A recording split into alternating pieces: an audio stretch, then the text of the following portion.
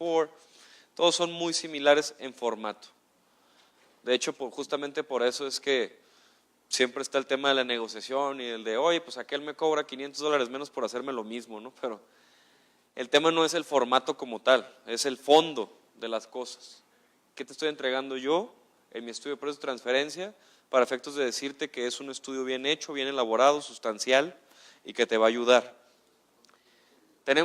Los estudios deben de cumplir con ciertos aspectos como lo son el alcance y la responsabilidad, y ahí siempre les va a mencionar.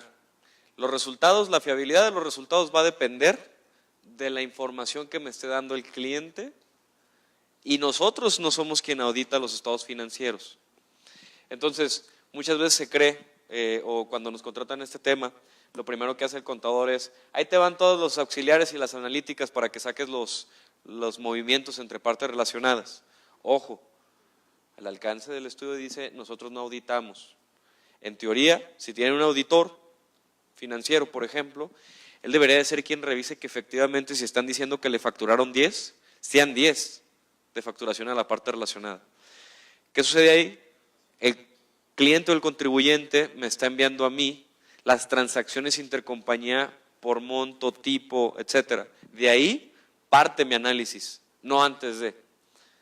Lo que sí hacemos obviamente como asesores es ver y cotejar si son varias empresas, que todo compulse, que lo que me estén diciendo en la empresa A sea exactamente lo mismo que dice la empresa B. Entonces, siempre va a haber ese análisis, pero quien hace realmente el dictamen, la auditoría o quien me está diciendo efectivamente qué transacción es, son los contribuyentes.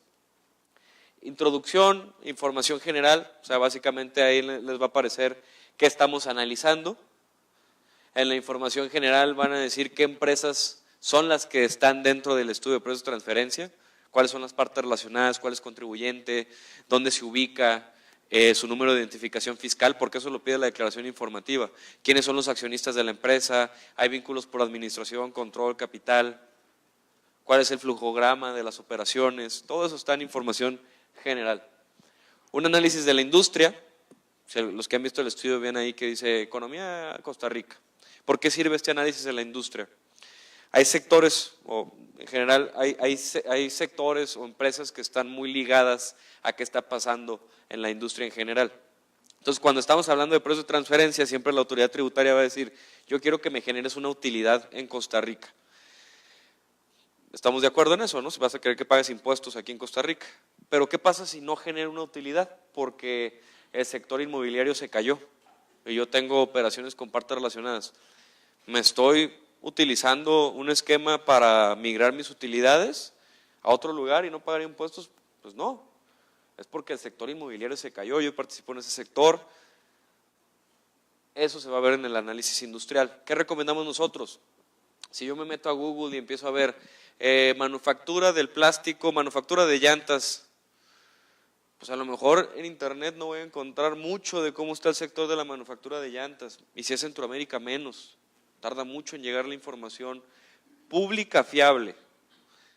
Entonces a veces hay apoyo por parte del cliente de, oye mira, yo pertenezco a la asociación tal, ahí siempre cada mes nos están enviando información de la industria, etcétera, y nos la empiezan a compartir. ¿Para qué? Para hacer más provechoso el estudio y el análisis. Siempre debe haber una interacción cliente-asesor, eso que no se pierda de vista. Análisis funcional, ahí esa es la fotografía de la empresa. ¿Cuáles son las funciones, los activos y los riesgos de la compañía?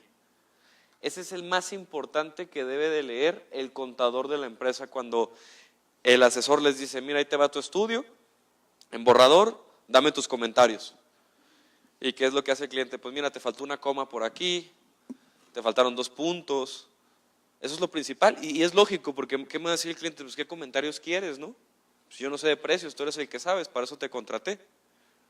Pero ojo, en el estudio se están hablando de cuáles son las transacciones intercompañía, cómo se desarrollan dichas transacciones, cuáles son las operaciones que desarrolla cada una de las empresas.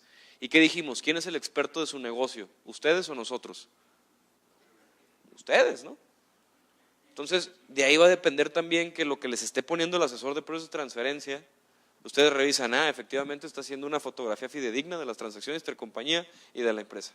Funciones, activos y riesgos. ¿Por qué? ¿Qué pasa si, por ejemplo, yo participo en el sector hotelero y uno de los riesgos es relacionado con el clima, y nunca lo mencioné en el estudio. Y de repente, como yo estaba ubicado en una playa importante, hay un tsunami, me destroza el hotel, yo siempre tengo operaciones con partes relacionadas, pero de repente empiezo a perder, ya no le puedo cobrar a la parte relacionada porque estoy inoperable, etcétera. Llega la administración tributaria al paso del tiempo, te revisa y te dice, oye, pues estás perdiendo, aquí te voy a ajustar para que generes utilidad.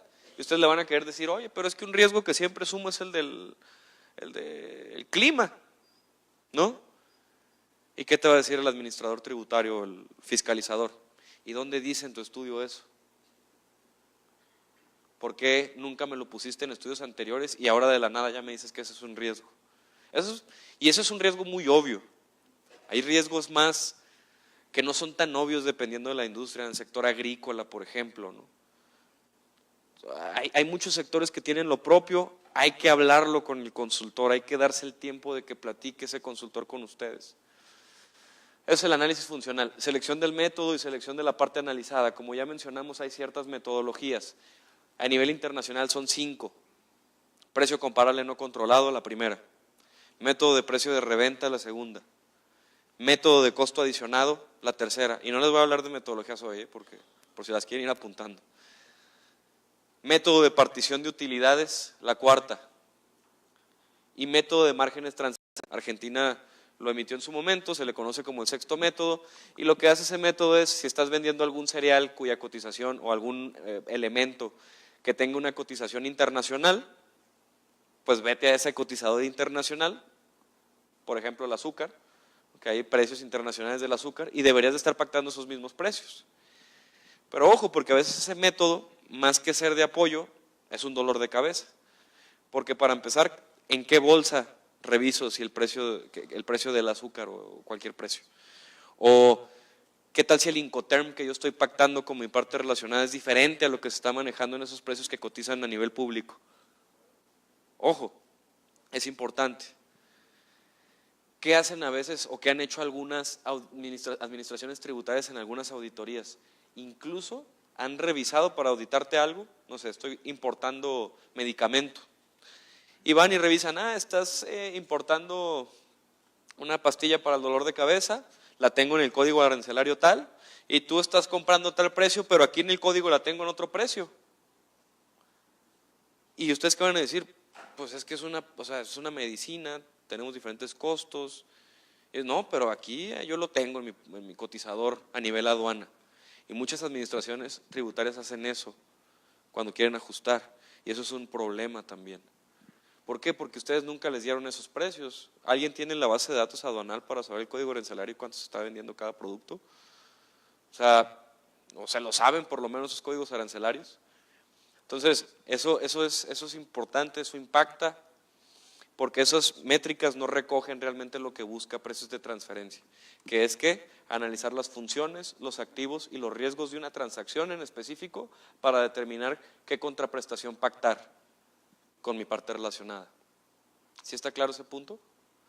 ¿De qué tratan los métodos? Método de precio comparable no controlado, el más sencillo de todos y el que prefiere la autoridad tributaria. ¿Por qué razón?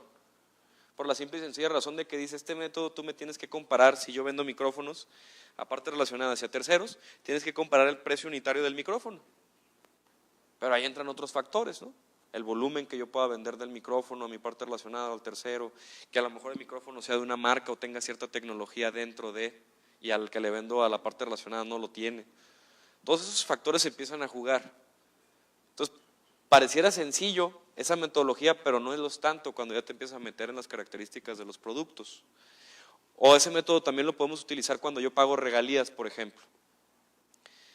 Pago de regalías, un porcentaje sobre las ventas, yo puedo buscar contratos públicos de porcentaje sobre ventas de la industria similar y veo qué rango están y esa regalía pacto yo. Préstamos intercompañía, las tasas que yo puedo obtener de un banco las puedo utilizar como referentes para pactar mi tasa de interés o las tasas que publica el Banco Central, eso es lo que hacen muchos, ¿no? Pero ¿qué pasa, por ejemplo, si le estoy cobrando una tasa de interés a una empresa relacionada que está en Guatemala? Al fisco guatemalteco, que es quien va a estar pagando, la empresa de allá, a Costa Rica, ¿creen que les va a gustar que estén pagando una tasa activa más alta, simplemente porque así aparece en el mercado costarricense. No. Entonces, ¿qué quiere decir? Que para este tema, cuando es internacional, ahí todavía se complica más, porque el fisco, va a haber dos fiscos en la jugada y cada uno va a querer lo propio, ¿no? Entonces, me ha tocado ver análisis incluso que agarran y la tasa activa, y ese es lo que te viste de haber pactado, ¿no? O te agarran la Prime, la LIBOR, la tasa activa del mercado, o la tasa pasiva, todavía peor, la tasa pasiva del mercado, te hacen un rango y ya, esas son las tasas que debiste haber pactado, ¿no? Cuando empiezas a jugar con diferentes países, su asesor debe de tener la pericia y la experiencia para ir más allá, no simplemente decir, bueno, es un interés y ya, ¿no? Pero eso quiere decir el primer método, precio comparado no controlado, comparar precios contra precios, tasas contra tasas, regalías contra regalías, o sea, todo es directo. Pero ¿qué pasa? Una pregunta rápida. Si yo, empresa A, le pido prestado dinero a un banco y el banco me presta al 10% y luego ese dinero lo utilizo para prestarle una parte relacionada, ¿qué tasa le debería de prestar dinero a la parte relacionada? ¿O le debería, primero, le debo de pactar un interés a la parte relacionada? ¿Sí o no? Bueno, los que contestan que sí, ¿qué tasa? Más del 10 dicen por acá, 10 dicen por acá, mínima, ¿por qué mínima? Porque es tu parte relacionada, van a decir, ¿no? Pero ¿qué pasa si tu parte relacionada está en quiebra técnica? ¿Un banco le hubiera prestado dinero? Para nada. Entonces, primero partes de la tasa del 10 y de ahí tienes que calcular el riesgo de tu parte relacionada a la que le estás prestando para calcularle todavía el spread de tasa de interés, ¿no? ¿Por qué? Porque te estás ayudando de la empresa, de la parte relacionada que pide el préstamo al banco y después tú represtas el dinero. Eso la autoridad tributaria te lo va a objetar, sin duda alguna, ¿no? Y tienes que poder demostrar todas esas condiciones. Método de precio de reventa y método de costo adicionado. Ambos métodos se basan en la utilidad bruta. El primero, utilidad bruta sobre ventas, utilidad bruta sobre costos, el otro. ¿Cuándo se utiliza un método u otro? Muchos confunden también. Pues método de precio de reventa, su nombre dice reventa, pues cuando distribuyo. Pero ¿qué pasa si le está vendiendo a la parte relacionada a la empresa? La fórmula es utilidad bruta sobre ventas. ¿Cómo voy a tratar de determinar el precio que le voy a dar a una parte relacionada si estoy tomando de denominador las ventas, que es lo que yo quiero determinar? Entonces, ¿cuándo se utilizan estos dos métodos? Se utilizan, en el caso de método de precio de reventa, cuando yo le estoy comprando una parte relacionada o estoy obteniendo un servicio de una parte relacionada, y en el método de costo adicionado, cuando yo le estoy vendiendo a una parte relacionada o le estoy prestando un servicio. Porque financieramente hablando tienen una lógica las fórmulas de los métodos. El método de costo adicionado es utilidad bruta sobre costo. ¿Qué quiero saber yo? El precio de venta. Entonces por eso estoy utilizando como denominador el costo. No sé si me alcanza a explicar en ese punto específico. Yo no puedo determinar el precio que le voy a pactar a una parte relacionada utilizando el mismo denominador de mi fórmula aritmética, el mismo que quiero determinar, vaya, ¿no?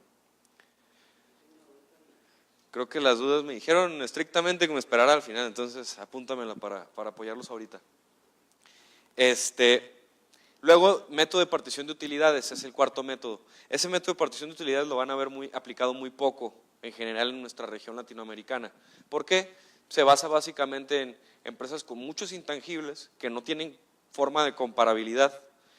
Y es una fórmula un poquito compleja porque tienes que encontrar ciertos factores de prorrateo, ver cuál es la utilidad en suma de todas las compañías y de repente asignarle utilidades a cada compañía. Entonces es muy poco que lo ven aplicado. De hecho, si en la declaración informativa no tienen el estudio y muy inteligentemente llenan la declaración informativa sin el estudio y le ponen ese método, muy probablemente lo primero que tengan al día siguiente es al auditor tocando la puerta.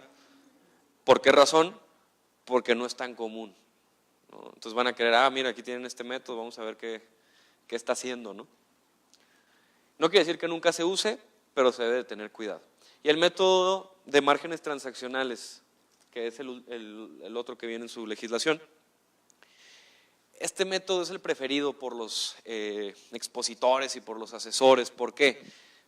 Se puede decir que es el más sencillo de utilizar. ¿Por qué razón? Se basa en la utilidad operativa, pero tú puedes seleccionar el indicador que te plazca. Utilidad operativa sobre ventas, utilidad operativa sobre costos y gastos, utilidad operativa sobre activos, utilidad operativa sobre activo fijo. Ustedes pueden seleccionar el indicador, entonces los asesores dicen, bueno, pues aquí me puedo ir con uno, con otro y hasta que me dé dentro de rango, ¿no? Que es lo que les preocupa a todos, estar dentro del dichoso rango de precios de transferencia. Ojo con eso también. Ya les mencionaba yo del tema de global y segmentado.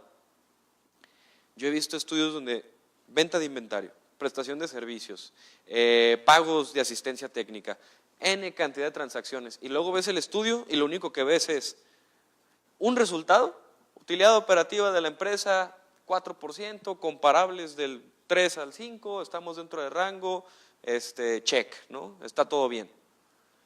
Y tú dices, oye, pero ¿y el análisis de la venta del inventario por separado? ¿El análisis de la prestación de servicios? ¿El análisis de cada transacción por separado? ¿Dónde queda? Entonces ahí es cuando de repente empiezas a entender por qué en algunos casos se cobran $1,500 por un estudio, ¿no? Entonces, bueno, pues sí, porque siempre se va a lo más sencillo y no se meten a la profundidad del tema. Entonces hay que ir transacción por transacción determinando rangos por operación de ser posible. Hay operaciones que definitivamente a veces no se encuentran comparables y sí se opta por un global.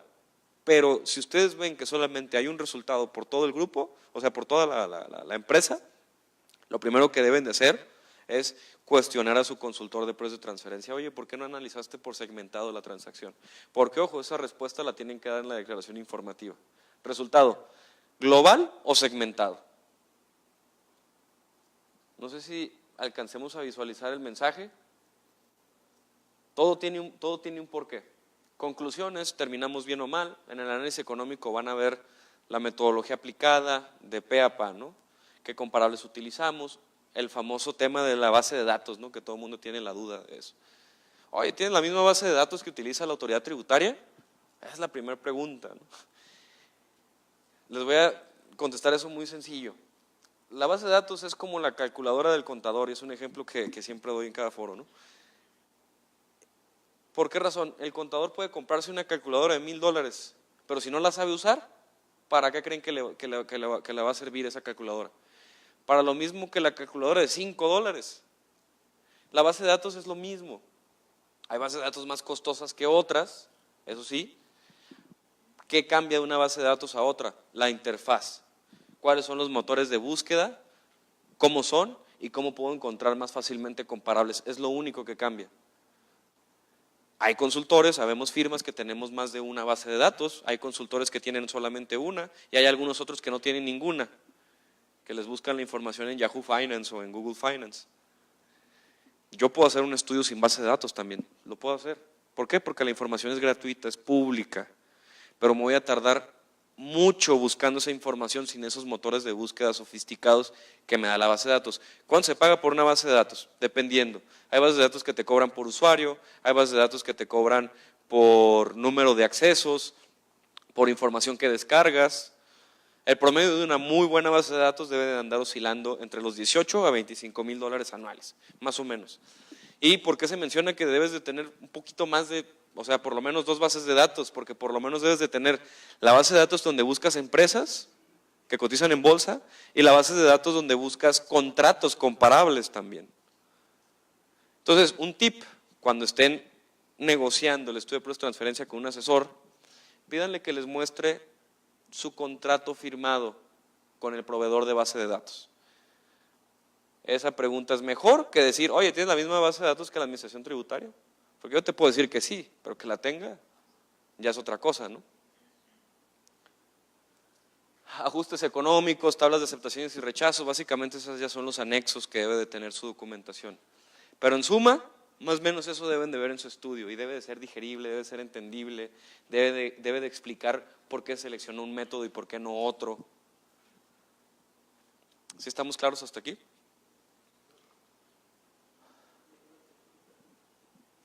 Una preguntita rápida.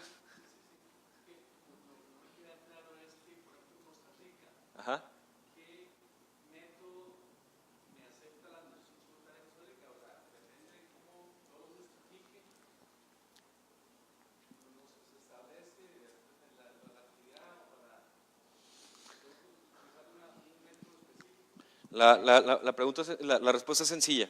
El método que tú utilizas, la administración tributaria no te va a decir utiliza el método tal para tal transacción. Eso nunca va a suceder. La administración tributaria en la ley les da 5 métodos, 6 en este caso. Les dice, aquí están estos 6, revisa las condiciones de cada caso y si en alguna transacción estos métodos, alguno deberás de escoger para determinar si está valor de mercado o no. Ahí entra la subjetividad del tema. Que la autoridad tributaria pudiera no estar de acuerdo con tu método. Por eso le deben de preguntar al asesor, ¿por qué seleccionaste este método? ¿Por qué no seleccionaste este otro? Aunque ustedes no sepan de precios, nada más hagan la pregunta así, oye, ¿por qué este y no este? Y ya si lo ves tartamudear, ya vas a ver qué está pasando, ¿no? Errores de cumplimiento que hemos notado a veces en la documentación y que hemos encontrado en auditorías que hace la administración tributaria. Realizar análisis global sobre segmentado, es lo que yo ya les comentaba, ¿no? Que yo veo todo global, hice un solo método, utilicé el último método viendo la rentabilidad de todo y por eso dije que todo está bien, pero no me fui transacción por transacción para ver qué metodología y qué comparables estoy viendo por cada transacción. Realizar el estudio de precios de transferencia después de terminado el ejercicio, ese es otro error común. El estudio de precios de transferencia deberían de iniciarlo antes de que cierre su ejercicio. Incluso yo les diría, el análisis de precios de transferencia debería de ser antes de que suceda la transacción. ¿Por qué? Porque si lo hacen después, el asesor va a llegar y les va a decir, no, esto no cumple con la metodología, te voy a ajustar para que te hagas un autoajuste y lo reveles en tu declaración. Bueno, eso sería lo ideal, ¿no? Antes de que suceda la transacción. Pero si ya estamos dentro del ejercicio, por lo menos, igual que una auditoría, 3 meses antes del cierre, que vayan con el acompañamiento, con la auditoría, que su asesor les vaya proyectando los resultados a final de año, y ya sepan si tienen que hacer un ajuste o no. Con la contabilidad electrónica va a ser más difícil y va a ser más importante este punto. Con la contabilidad electrónica, lo vivimos en México, no se puede hacer mucho después de cerrar el ejercicio, de hecho no se puede hacer nada. Y lo que hagas, lo tienes que reportar a la administración tributaria inmediatamente. ¿Qué creen que sea mejor? ¿Un ajuste fiscal después del ejercicio o un ajuste previo financiero que entra dentro del periodo? Pues claro, llama menos la atención, a ver, ya se autoajustó este contribuyente, vamos a ver si el autoajuste estuvo bien hecho. ¿No puede tomar ese enfoque la administración tributaria? Podría, ¿no? ¿Lo va a tomar la de Costa Rica? No sé, no sabemos. Han estado ahorita pasivos, pero a veces dicen por ahí, ¿no? O sea, cuando están mucha tranquilidad, también es un indicador de que puede generar mucho movimiento de olas, ¿no? Seleccionar inapropiadamente el método de precios de transferencia, es lo que mencionaba ahorita. Irte por el último método, irte por el primero, a lo mejor te tenías que ir a otra metodología. ¿Cuándo la segunda y la tercera metodología puede ser complicada aplicarla? Se basa en la utilidad bruta. Si yo estoy comparándome con empresas que cotizan en bolsa, a lo mejor esas empresas que cotizan en bolsa segmentan un costo y un gasto diferente a mí. Eso puede generar diferencias en criterios contables y puede sesgar los resultados. Hay que analizar eso también. ¿De acuerdo? Y hay que entender 2 cosas, y que también lo menciono por aquí. Ignorar comparables internos. Hay comparables externos y comparables internos. Los externos son irme a las bolsas públicas, irme a las tasas internacionales de préstamos, irme a toda esa información que está ahí disponible, pública, fidedigna. Y hay comparables internos. Los internos son los que yo genero dentro de mi empresa, si vendo producto a partes relacionadas y a terceros. El tercero es un comparable interno, posible comparable interno. Porque ya mencionábamos que yo le puedo vender producto a terceros, pero en diferentes volúmenes o diferentes circunstancias, y eso puede hacer que sea un comparable interno no adecuado. Y yo también lo tengo que saber determinar y en su estudio debe de estar explicado. ¿Sí estamos bien hasta aquí? ¿Sí? Expongo súper bien, ¿verdad? Entonces, todo el mundo me dice que sí a todas las preguntas. Caracterizar inapropiadamente las transacciones, ya les mencionaba yo al inicio. Una prestación de servicios, que yo dije que era servicios administrativos, pero era servicios gerenciales. Unas cuentas corrientes mercantiles que al final de cuentas se van a recaracterizar como préstamos. Un reembolso, a lo mejor estoy cobrando el mero reembolso, pero yo tuve que haber generado un margen de utilidad. Eso puede ser afecto a recaracterizar. Seleccionar equívocamente las comparables, eso también es muy común, sobre todo cuando son empresas públicas. Por favor, lean los estudios. De repente estamos analizando, no sé, venta de, mencionar un producto, venta de controles, ¿no? Controles de televisión. Pero a lo mejor la empresa que yo estoy analizando es pura distribución. Y de repente veo en mi estudio que sí, utilizaron empresas que se dedican a la venta de controles electrónicos, pero esa empresa manufactura. No hay comparación de una empresa manufacturera en funciones, activos y riesgos a la de una distribuidora. Por eso hay veces que ven comparables públicas en sus estudios que a lo mejor no distribuyen el mismo producto que nosotros, pero que sus funciones son de una distribuidora. Entonces, en función de eso es que está su utilidad. Entonces, también eso es algo que tiene que saber razonar el asesor de precios de transferencia. Ignorar partes relacionadas por definición, lo que les comentaba al inicio, estrategias fiscales agresivas sin un correcto entendimiento, porque es muy común también que en la actualidad digan, mira, yo te voy a generar cierta estrategia, los fiscalistas no tomen en cuenta al asesor de precios de transferencia, suena muy bonito todo legalmente, en forma todo cumple, pero en fondo, en sustancia, no tanto. En términos de razón de negocios, que es lo primero que ve la precios de transferencia, no tanto. Y es ahí donde se pueden ver afectados. No tomar en cuenta la opinión del asesor de precios de transferencia, bueno, era obvio que tenía que poner esa, ¿no?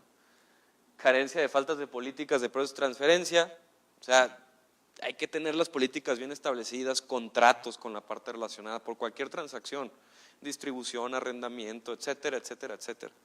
Cualquier transacción y ese contrato debe de amarrar con el estudio. Y su asesor, antes de que firmen cualquier cosa, debe de decirle al asesor, mira, yo te recomiendo esta cláusula, todo que esté bien amarrado. ¿Para qué? Evitar la facultad presuntiva de la autoridad. Para eso son. Ajustes económicos subjetivos, hay ajustes financieros que se hacen a veces al análisis y hay veces que son ajustes bien fumados, ¿no? Que el cuate se fue por ahí y olió algo raro y de repente dijo, no, pues yo no quedaba dentro de rango, pero hice estos ajustes y ya estás dentro de rango. Ojo también con eso. El estudio les debe demostrar resultados antes de los ajustes y después de ajustes. Y ver, oye, si antes de ajustes no quedabas dentro de rango, ¿por qué después de ajustes sí, no? Ver qué tipo de ajuste está aplicando ese asesor. La autoridad tributaria es muy minuciosa en esos temas. No anticiparse a las nuevas regulaciones, minimizar contingencias y esperar a que la autoridad tributaria dé el primer paso, yo creo que son de los principales errores que empezamos a ver nosotros con los contribuyentes, y se los digo por viva experiencia, ¿no? Ya les mencionaba, pasó en todos los países de Centroamérica y el último que está pendiente es Costa Rica. Es el último de estar pendiente de que el órgano fiscalizador realmente esté yendo con todo. Acaban de pasar proceso electoral, los comentarios son, vamos a aumentar la fiscalización, tenemos un déficit, ¿no?, económico, y ese déficit por lo regular siempre lo quieren tomar de auditorías y esa cacería de brujas que hacen a veces, ¿no? O yo le llamo terrorismo fiscal, ¿de acuerdo? Un ejemplo muy somero de la cuestión que les comento de utilizar un análisis global sobre un análisis segmentado, antes de que se me duerman y se me vayan al partido. Aquí tenemos una empresa de Costa Rica, y esto es su estado financiero. Entonces, ellos tienen un arrendamiento intercompañía, le pagan arrendamiento a una empresa relacionada y le pagan prestación de servicios intercompañía a una empresa relacionada, ¿de acuerdo? La utilidad de la empresa es 4.9%, utilidad operativa sobre costos y gastos. Este asesor decidió utilizar el último método y utilizando el indicador utilidad operativa sobre costos y gastos. Markup on total cost, ¿no?, para escucharse rimbombante en el estudio. Entonces, ve comparables, a lo mejor esta empresa se dedica a la manufactura de sillas y ve comparables, y dice, bueno, las comparables están del 380 al 670, 490 está dentro de rango, ¿correcto? Conclusión, estamos dentro de los parámetros de mercado, se cumple perfectamente. ¿Alguien dice que sí? ¿No hay nada que ajustar? ¿No hay nada que hacer? Si ustedes fueran los contadores, reciben ese estudio y ya lo guardan. ¿Sí? Pues sí, ¿no? Dicen algunos, pues sí, pues ¿qué más quieres que haga, no? Bueno, en realidad realmente debieron de haberle dicho al asesor lo que ya les mencionaba, ¿no? Oye, ¿y el análisis segmentado? ¿Por qué no me estás dando un rango para el arrendamiento y para la prestación de servicios intercompañía? ¿Qué tal si por segmento estoy mal? Súmale que a lo mejor le estás pagando al extranjero, ¿de acuerdo? Llega la autoridad tributaria, va a hacer el análisis, va a decir, bueno, vamos viendo. Acá, hijo. No sé, no se ve aquí, pero bueno. Aquí en el análisis dice, bueno, estamos haciendo un análisis del arrendamiento, yo estaba pagando $350,000 por el edificio y el edificio tiene un valor de tanto, ¿no? Entonces dice, bueno, ya te da el valor del edificio, eso vale. Entonces yo pude haber hecho un análisis segmentado y ver cuál es el retorno que yo obtengo de ese edificio por arrendarlo. Entonces de repente me doy cuenta que yo estoy pagando un porcentaje más alto de arrendamiento que el que pagarían terceros, porque yo puedo buscar comparables públicas que se dediquen al arrendamiento justamente, ver cuál es el retorno sobre sus activos, me doy cuenta que anda entre el 14 y el 18%, a lo mejor yo pagaba un 20%, tengo que hacer un ajuste para estar dentro de rango. Si yo me autoajusto, puedo ubicarme en cualquier parte del rango, pero si me llega y me ajusta la autoridad tributaria, ¿qué dicen ellos? Te voy a ajustar siempre a la mediana del rango, ¿de acuerdo? Entonces, al momento de ajustarte te dice, bueno, te voy a hacer no deducible esta partida. Tantos porcentajes hacia abajo, que pagaste en exceso, te voy a hacer deducible esta partida por arrendamiento. Luego, prestación de servicios.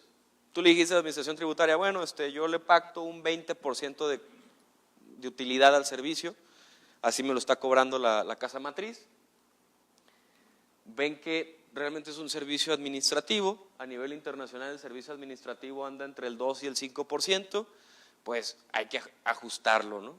Entonces ya no era el 20, ahora es un 5%, entonces hacia abajo otra vez, otra parte no deducible de este contribuyente, ¿de acuerdo? De 180,000 a 157,500, por mencionar algo, ¿no? Al final tienes montos ajustados de este contribuyente, de 4.90 pasaste a 10.25%. ¿Recuerdan cuál era el rango inicial? Del 380 al 670.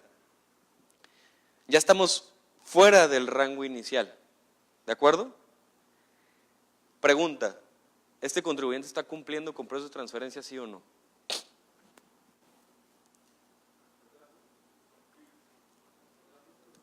Después del ajuste, sí está cumpliendo, aunque estés fuera de este rango de aquí, de manufactura de sillas. ¿Están de acuerdo todos? Levante la mano quien no esté de acuerdo. Y cuando les pregunto que quién está de acuerdo, nadie levanta tampoco. En efecto, este análisis fue el que estuvo mal hecho de inicio, este de aquí, este rango intercuartil de aquí. El análisis bueno debe haber sido el segmentado, ¿de acuerdo? Por eso es importante que pregunten, que revisen, que lean el estudio. Espero que esta plática les esté sirviendo un poquito nada más para comprender. Y bueno, apunten las preguntas que yo les estoy mismo diciendo, porque esas preguntas pueden ir presentarlas con el asesor y se van a ver increíblemente sabios del tema también, ¿no? Entonces,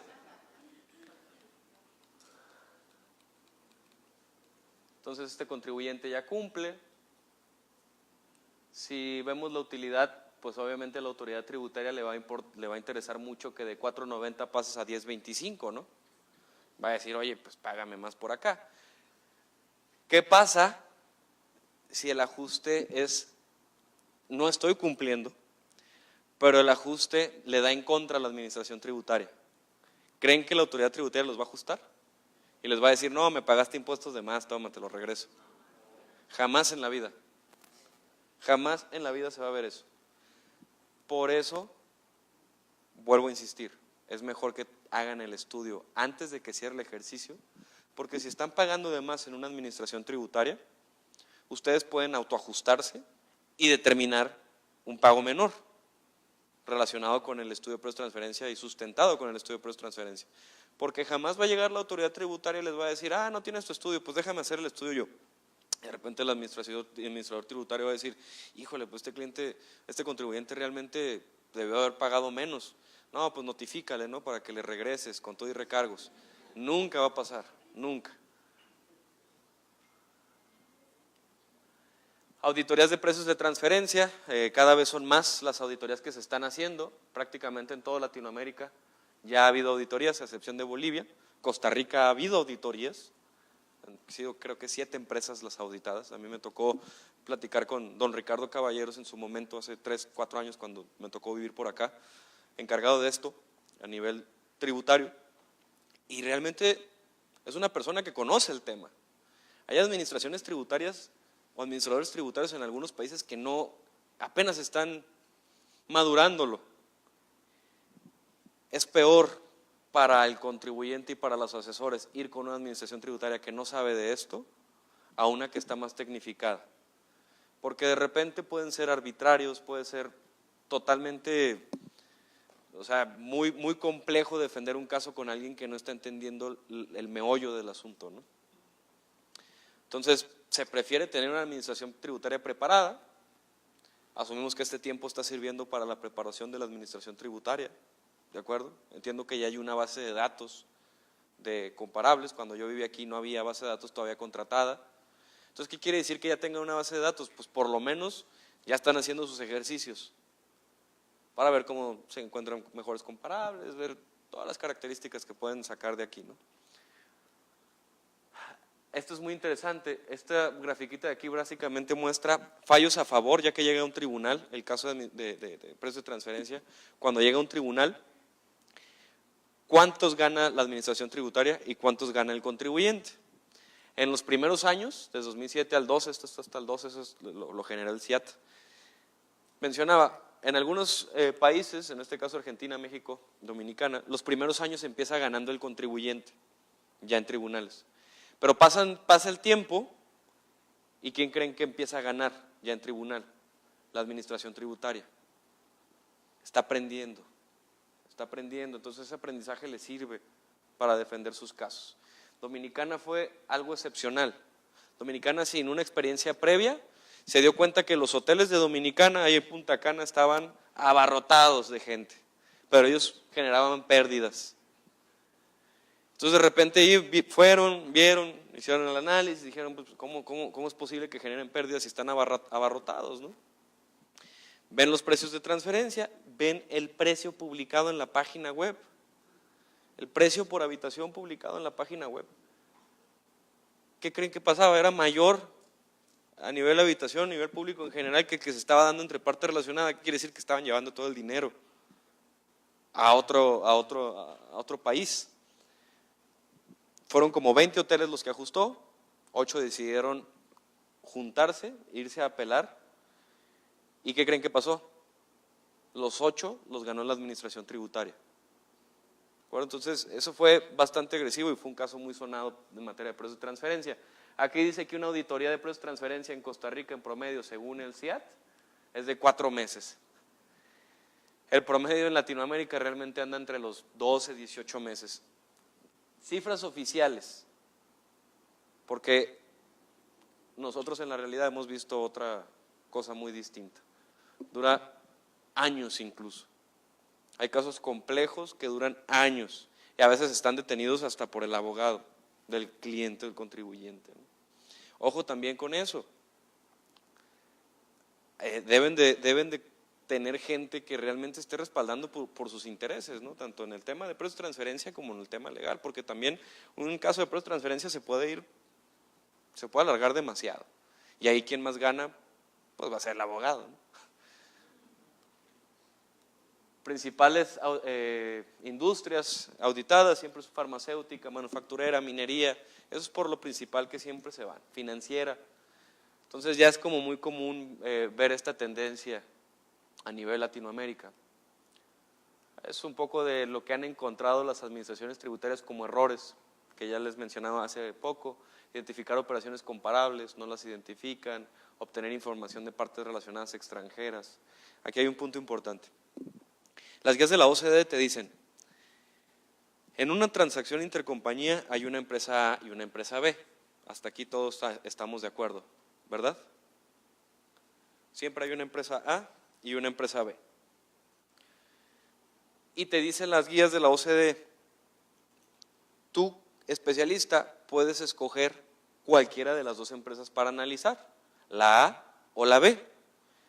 ¿De qué va a depender? ¿Cuál es la que lleva funciones más sencillas, menos complejas y que sea más fácil de analizar básicamente? ¿Qué pasa si mi operación es con el extranjero y la empresa que es más sencilla de analizar es la del extranjero?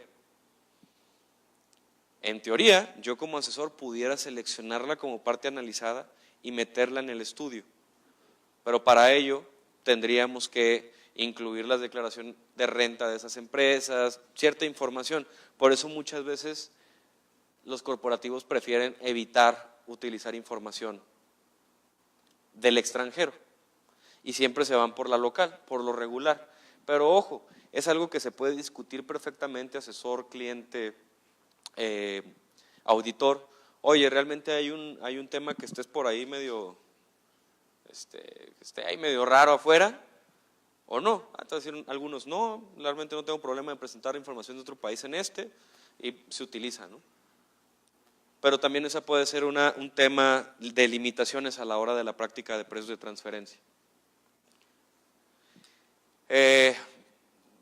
Comparables débiles, un arrendamiento. De repente hay algunos que contratan el estudio de precios de transferencia, hay un arrendamiento intercompañía, y de repente en el estudio ven que se utilizó la página inmuebles24.com, se seleccionaron ciertos inmuebles cerca de donde yo estoy rentando mi parte relacionada, el precio por metro cuadrado, hago el estudio, hago un rango, excelente, ¿no? Todo bien hasta ahí, porque mi precio por metro cuadrado fue similar al de inmuebles cercanos.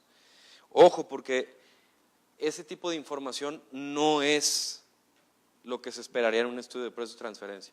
Para empezar, ese tipo de información es una cotización.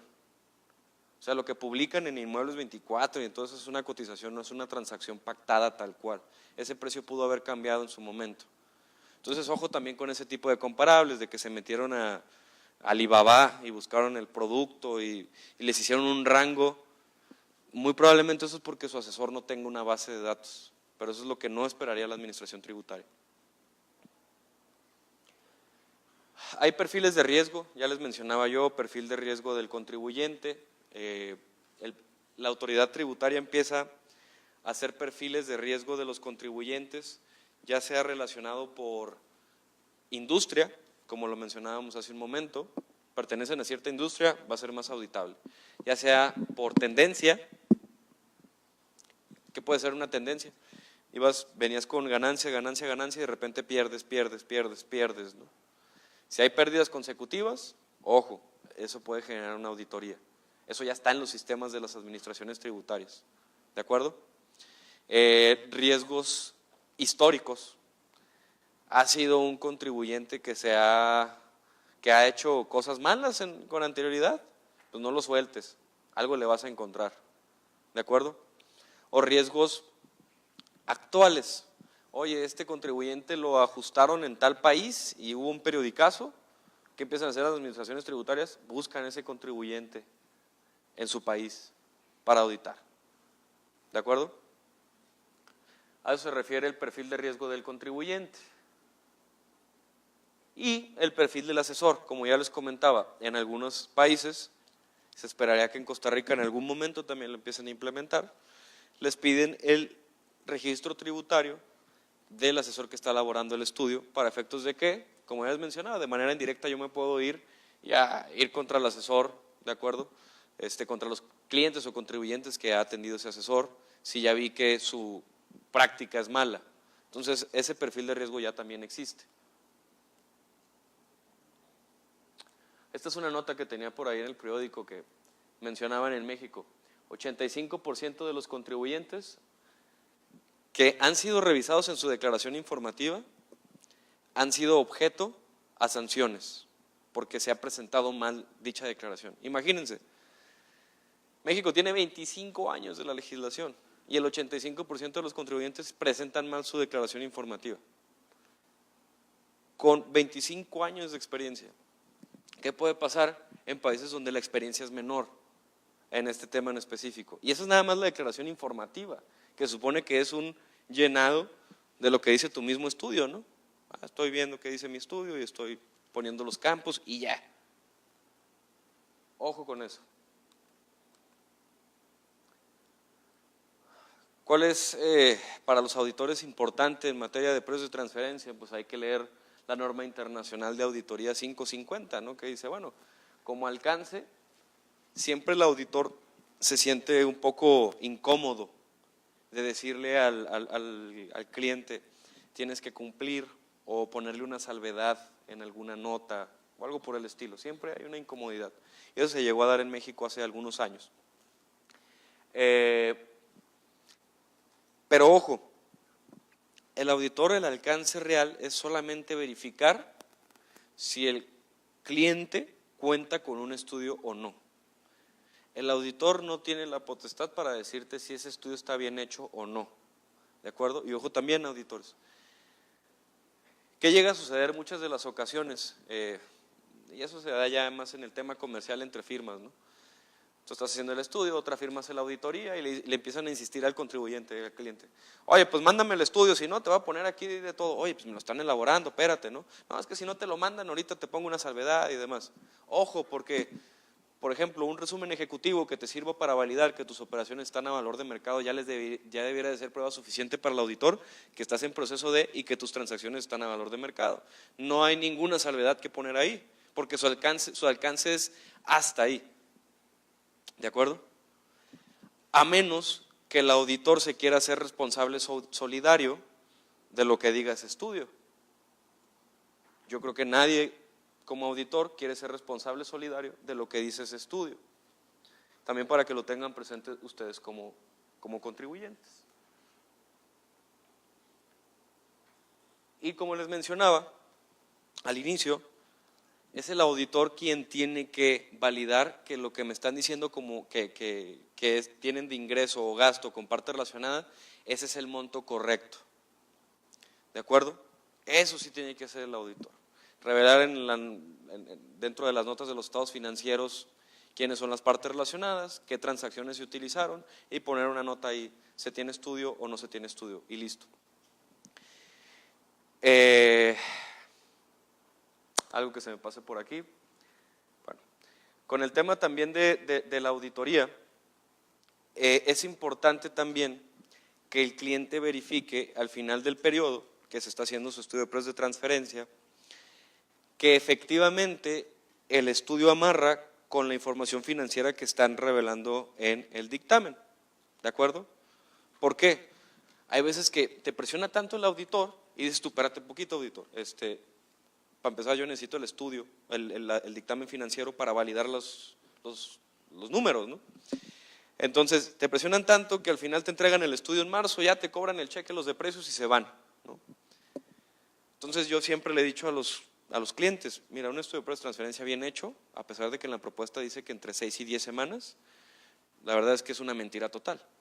Yo prefiero acompañarte desde octubre del año pasado, varios meses, darte un borrador en marzo antes de tu declaración de renta, por mencionar un mes, hacerte una actualización y todavía esperarme a junio, ya que tengas tu dictamen financiero al cierre, ya que las comparables, la información de las compañías comparables también esté al cierre, porque ojo, hay estudios, aquellos que tengan un estudio por ahí, que te los entregan ahorita del 2017, las comparables todavía no están al cierre y tú ves la información de las empresas comparables y es 2016.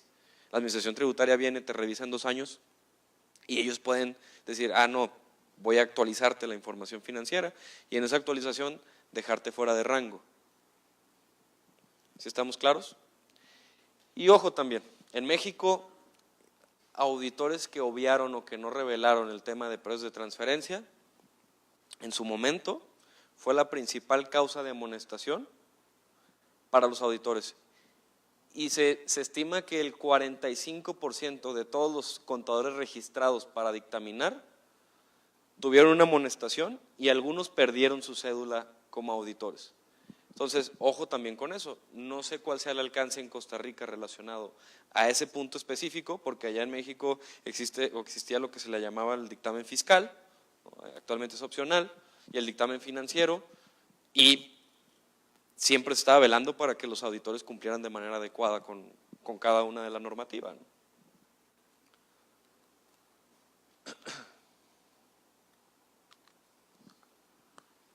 Evolución de los precios de transferencia. Me quedan 10 minutitos para preguntas y respuestas. Estamos terminando. Las guías de la OCDE, que era lo que les mencionaba, que es el principal documento que utilizamos. De hecho, si ustedes van a la ley, les menciona, o en el decreto les menciona, todo lo que no esté aquí, 11 artículos, de manera supletoria, pueden utilizar las guías de la OCDE, ¿no? Y eso lo hacen casi todas las legislaciones. Entonces ya se van a las guías, uno dice, ya soy experto en precios de transferencia, ya me sé los 11 artículos. De repente vas a las guías y pues son 400 páginas. Entonces, bueno, espérate, todavía no soy experto en precios de transferencia.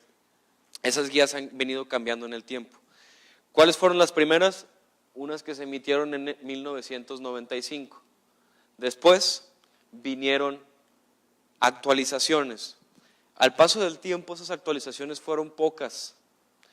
Del 95 pasamos al 2003, luego al 2006, 2008 y solamente se hacían ciertas modificaciones en algunos párrafos, cuestiones muy por encima.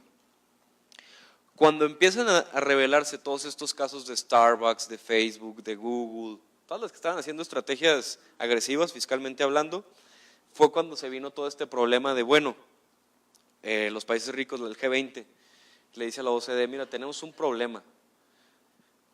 No nos están pagando impuestos de manera adecuada, entonces estamos dejando de recaudar bastante como administración tributaria. ¿Qué podemos hacer? La OCDE dijo, bueno, vamos a hacer un grupo de trabajo, le llamaron grupo de trabajo número 6, al proyecto le llamaron proyecto BEPS.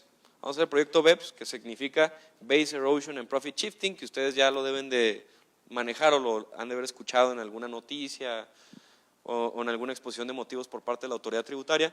Entonces donde dijeron, con 15 acciones vamos a atacar esta doble no tributación. Dentro de estas 15 acciones, una de ellas, o 3 de ellas aproximadamente, iban enfocadas a la documentación de precios de transferencia, eran las más directas, la acción 13. De hecho, en la exposición de motivos, cuando se emitió lo del documento maestro, el documento de precios de transferencia y el reporte país por país aquí en Costa Rica, la exposición de motivos hacía referencia explícita a la acción 13 del documento BEPS. De tal manera que en 2017 tenemos unas nuevas guías en materia de precios de transferencia y ahí se incluyen estos 3 enfoques de documentación, lo que se le conoce ahora como Local File, Master File y Country by Country Report. El Local File es el famoso estudio de precios de transferencia, que ese no cambia mucho a lo que ya conocemos. El Master File es el documento maestro, que ahorita les voy a explicar qué es. Y el Country by Country Report es esa declaración informativa enorme donde tienen que poner países, ingresos y todo lo referente al grupo multinacional, ¿no? Hay grupos multinacionales que tienen más de 700, 600, 800 compañías. Imagínense presentar un reporte país por país de eso, ¿no? Es realmente interesante. Y aquí les decían la resolución del 21 de abril del 2017 en Costa Rica, ¿no? Decía, la acción 13 de este proyecto propone el establecimiento de pautas de documentación relacionadas con el uso de los precios de transferencia a las que denomina Master File, que se refieren a información corporativa, y el Local File, que versa sobre información sobre la empresa local. Entonces, básicamente le está diciendo, contribuyentes, ustedes ya tienen que darme estos 2 enfoques de documentación. Y luego les dice, estos enfoques, estas documentaciones deben de tener lo siguiente. Local File, lo que ya les mencioné, todo lo que vieron de un estudio de precios de transferencia, el análisis económico, la selección de los métodos, la parte analizada, el indicador financiero utilizado, los resultados, todo lo que tenga que ver con la transacción a nivel local, cómo está afectando a nivel local. Y el documento maestro ustedes tienen que revelar en un documento, aparte, todas las empresas relacionadas a nivel multinacional, independientemente si se tengan transacciones o no, directas o indirectas, o sea, puede haber accionistas que tengan empresas por ahí en Islas Vírgenes Británicas y debieran de revelarlas. Toda esa información y de cada empresa hablar de las funciones, activos y riesgos de cada compañía, hablar de sus estrategias de financiamiento, cómo se financian esas empresas a nivel grupo, cuáles son los acuerdos de contribución o acuerdos de servicios que tienen a nivel grupo y cómo desarrollan y explotan los intangibles a nivel corporativo también. ¿Qué quiere detectar las administraciones tributarias a nivel mundial? El hecho de si no están utilizando empresas fantasma o ficticias para llevar dinero a esos países, ¿no? Entonces hay administraciones tributarias como la hondureña, que allá ni siquiera existe una legislación relacionada con documento maestro, pero sí en su legislación dice, el contribuyente deberá otorgar toda la información relativa al estudio de pruebas de transferencia y cualesquier información que solicite adicional a la administración tributaria. Y de ahí se agarraron para el requerimiento de información a los contribuyentes, decir, mándame el estudio, mándame el reporte maestro. ¿Cuántos creen que contaban con ese reporte maestro? Casi nadie, y multaban por $10,000 si no lo mandaban junto con el estudio. O sea, es increíble cómo se han portado diferentes administraciones tributarias. En México nos dieron, por ejemplo, un año. Y bueno, los obligados a documento local y documento maestro y reporte país por país, nos obligaron desde el 2016, lo que quiere decir que somos el primer país en cumplir con esto, a nivel mundial creo. Entonces nos dieron un año, 31 de diciembre de 2017, tú mándame el reporte país, el reporte maestro y el reporte local. Entonces lo tenemos que adjuntar y enviarlo antes del 31 de diciembre de cada año, los contribuyentes obligados. En la actualidad en la legislación costarricense no dice cuándo, solo te dice, debe de tener el contribuyente esto, o sea que ya lo pudiera requerir a partir del 2017. ¿Por qué? Porque se emitió esto en 2017, entonces en el 18 ya deberías de tenerlo del ejercicio anterior. Eso es preocupante porque no sabemos a empresas que tengan operaciones a nivel regional, que es común. Si en determinado momento nos van a decir, oye, ¿y tu información corporativa? Ojo, la información corporativa, este documento maestro, sí lo pueden elaborar en algún país y ese les debería de servir para todos los países. Pero no es un documento que se haga de la noche a la mañana. ¿Cuántos días les dan una vez requeridos para entregar información en Costa Rica? ¿3? ¿10? ¿10 días hábiles? En 10 días hábiles no se hace este estudio maestro. Créanme, sobre todo si son muchas empresas dentro del grupo, en 10 días es muy difícil hacer el estudio. Porque contemplen que todos los asesores, todos, realmente todos, tienen cierta carga de trabajo, etcétera, etcétera. Entonces si tú le dices el día de hoy, oye, mira, requirieron, y a veces unos te notifican, me requirieron hace 5 días, mándame la propuesta, ¿no? Y en 5 días presento, y le mandas la propuesta y, oye, pero el honorario está bien caro, bájale, ¿no?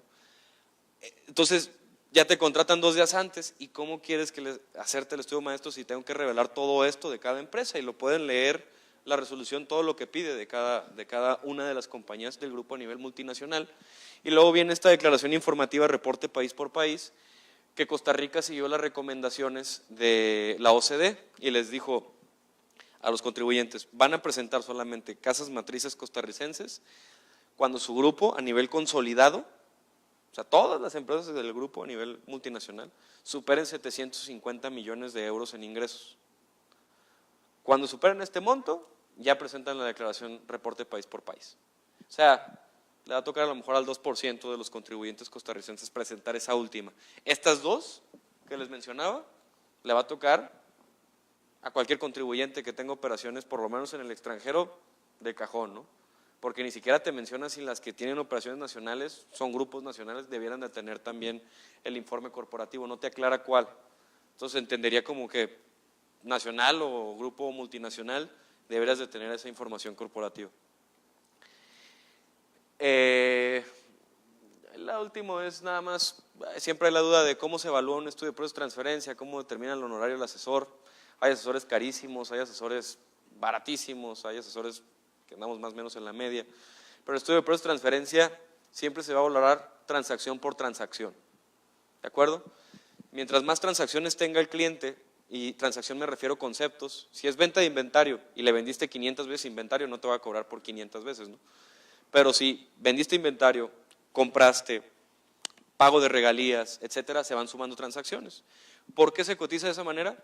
Y no como la auditoría por el número de facturas a lo mejor emitidas, porque tienes que hacer un análisis segmentado, justamente eso, ¿no?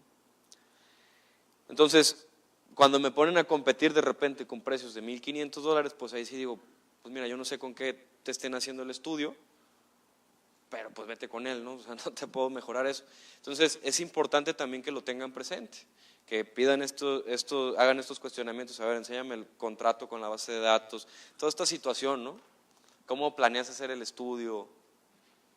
Y por eso también cuando es la entrevista inicial no se guarden nada, o sea, digan, mira, hago todo esto, porque luego si no les van a decir, van a contratar y a la hora de la hora, oye, pues son más transacciones, te voy a tener que cobrar más, no llevar la factura. Entonces, para que eviten también sorpresas ustedes. Hasta aquí, creo que estamos concluyendo en tiempo, 7:39, soy súper eficaz. Preguntas, dudas, cuestionamientos, quejas, algo con lo que se hayan quedado. Creo que había una pregunta. Ok, ¿algo más? Por acá. Si gustan, se espera un momentito para que la compañera y el compañero les acerquen el micrófono y levanta la mano. Gracias. Vamos a tratar de dar al tiempo para que vayan al partido. Estoy preocupado por eso. Sí, adelante. ¿Quién inicia con la pregunta? Caballero. Sí. Yo quisiera, bueno, es que el compañero ya se adelantó con el tema de lo segmentado. Okay. No me queda muy claro si la segmentación es solamente con base en comparables, como por decirle, la transacción de compra de inventario y la transacción de servicios intercompañía. Hago dos muestras diferentes por margen neto, pero el indicador de rentabilidad utilizo el global porque me es imposible segmentar, determinar los ingresos y los costos del servicio de servicios administrativos, porque es una menor porción. La definición de segmentado, ¿hacia qué va orientado? ¿Al indicador o a manejar muestras diferentes? No, el segmentado va orientado al análisis por la transacción. O sea, si dentro de mi grupo yo tengo venta de inventario y prestación de servicios, como dices, yo debería decirle al cliente, a ver, mira, por la venta de inventario necesito de entrada, voy a tratar de aplicar el primer método, el precio unitario del producto que le vendiste a la parte relacionada, a ver si tu sistema me lo puede dar, y si le vendes a terceros, también el precio unitario que le diste a terceros. Eso mencionando algo. Y la prestación de servicios, mándame cómo determinaste el costo o el honorario de ese servicio. ¿Le aplicaste algún margen? ¿Fue un precio por hora, ¿no?, de aplicación de servicios o algo? Entonces te tienen que mandar los segmentos. Puede ser que el cliente en ese momento te diga, mira, de la venta de inventario no tengo el precio unitario, o sí lo tengo, pero no le vendo el mismo producto a partes relacionadas. Ah, bueno, tu sistema contable te permite obtener el margen de rentabilidad bruto de los terceros y de parte relacionada. Ah, no, pues que sí. Ah, bueno, vamos haciendo el análisis. Margen bruto de los primeros clientes principales, el margen bruto de la parte relacionada. Oye, veo que es totalmente distinto el porcentaje. ¿Por qué? Ah, bueno, tiene una justificación, es que el producto que le vendo a la parte relacionada tiene intangible de por medio y es muy valioso. Entonces ahí yo tengo que rechazar esos comparables internos y ahora sí ver comparables públicos y ver si el segmento lo puedo obtener a nivel operativo, ¿de acuerdo? Entonces las preguntas o el enfoque te va llevando para ver qué vas a utilizar. Prestación de servicios, oye, no, yo estoy pagando el servicio al extranjero, pero no me quiere dar información al corporativo. Bueno, a lo mejor ya tendríamos que aplicar un global de la empresa total para decir, ah, bueno, su rentabilidad es de tanto, el pago no está siendo excesivo porque está generando esa rentabilidad, o otra vía. Ah, es muy común que se indexe el servicio a las ventas y pagar un porcentaje sobre ventas de un servicio. Voy a indexarlo, a ver cómo me sale, hay contratos comparables, cada caso tiene sus particularidades, ¿no? Entonces va por la transacción. ¿Alguna otra consulta de este lado? Acá hay una en consulta. el centro. Ah, allá había una consulta La atrás. dama de saco gris, perdón, saco café, acá, está allá. Acá había otra, sí, adelante. Buenas noches, muchas gracias. Ahorita la preocupación es la elaboración del estudio, pero ¿qué pasa con la vigencia de este estudio? ¿Cuánto tiempo tiene de vigencia? ¿Hay que estarlo actualizando cada que cambien los precios o qué vigencia tiene? Sí, el estudio se tiene que estar elaborando año con año. ¿Por qué razón? La obligación es anual.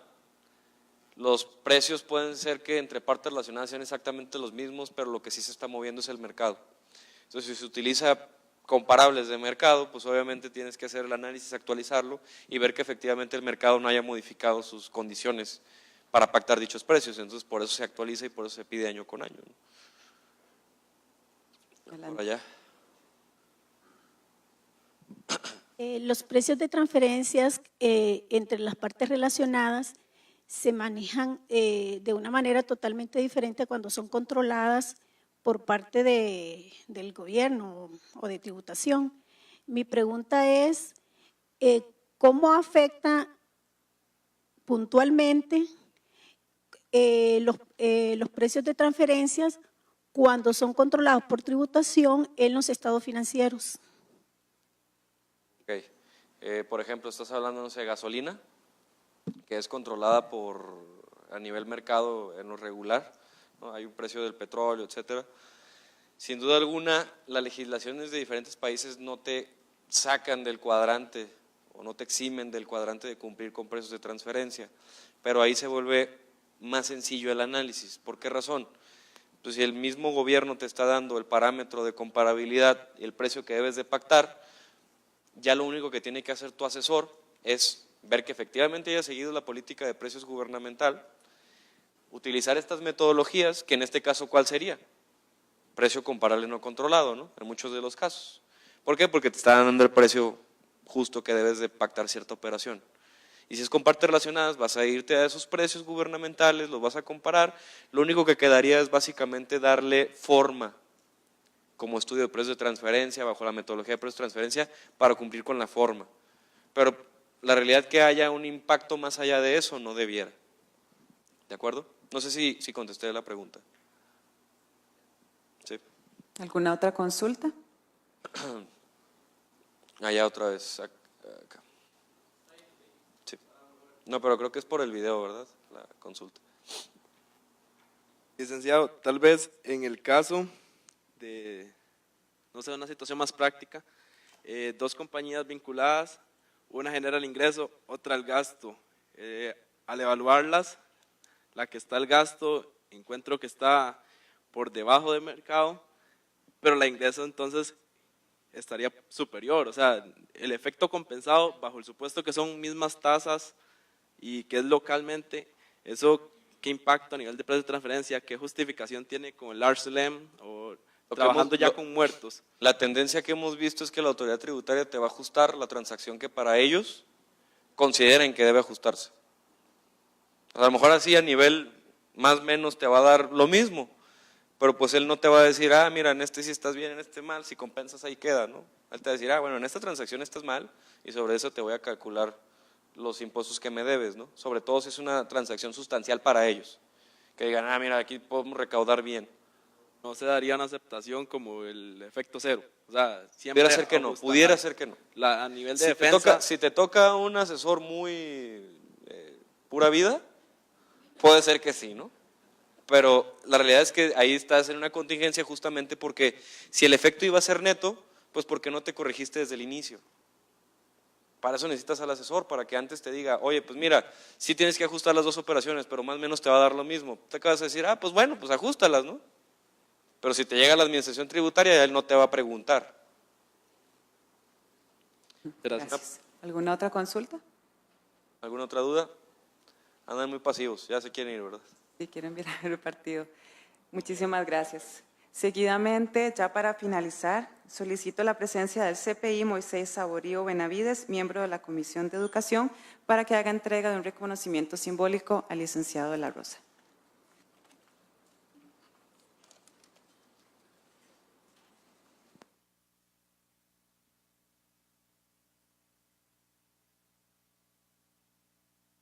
Buenas noches, compañeros. Muy buenas noches, don Jorge. Muchas gracias por la conferencia que fue muy atinada en ese sentido. El reconocimiento dice lo siguiente: Colegio de Contadores Privados de Costa Rica otorga el presente reconocimiento al licenciado Jorge de la Rosa por su valioso aporte académico en la Semana del Contador Desamparados, mayo 2018.